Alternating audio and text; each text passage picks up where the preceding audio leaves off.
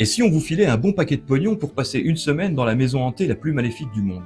Publiée en 1971, La Maison des damnés de Richard Matheson, Je suis quasiment sûr que nous avons affaire à un serial killer.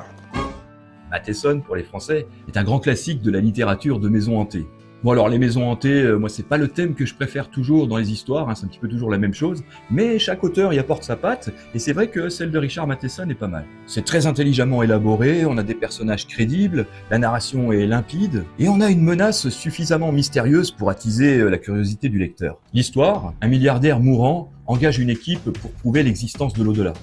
Un physicien sceptique, son épouse, une femme médium et un autre médium aussi qui avait échappé à la mort dans cette maison quelques années auparavant. Direction Belasco House, une demeure surnommée la Maison des damnés. Très vite, les phénomènes commencent, manifestations violentes, attaques psychiques, pulsions incontrôlables. Mais pour le physicien, tout ça est provoqué par l'esprit de la médium et il compte bien prouver que les fantômes n'existent pas. Entre fantastique et surnaturel, on se retrouve trimballé dans une ambiance de doute assez flippante. Pour le suspense, je lui mettrai un 8 sur 10, pas trop de longueur et une tension qui s'installe progressivement. On a aussi une petite touche d'érotisme qui apporte de l'ambiguïté, mais pas trop non plus pour pas que ça devienne lourdingue. Bien qu'écrit dans les années 70, le récit garde une dimension intemporelle, donc de nos jours, on peut toujours le lire, ça n'a pas beaucoup vieilli. Scénariste et auteur, Richard Matheson est un maître du fantastique et de l'horreur. On lui doit notamment Je suis une légende, dont a été tiré le film avec Will Smith, et il a aussi signé de nombreux épisodes de la 4e dimension, du génial Rod Serling, que j'adore.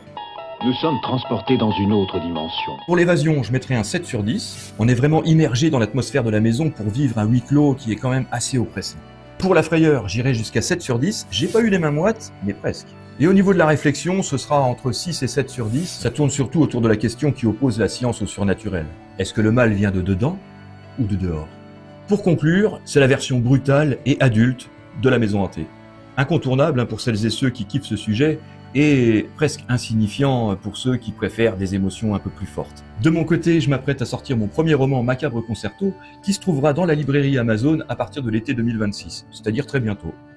Bonne lecture!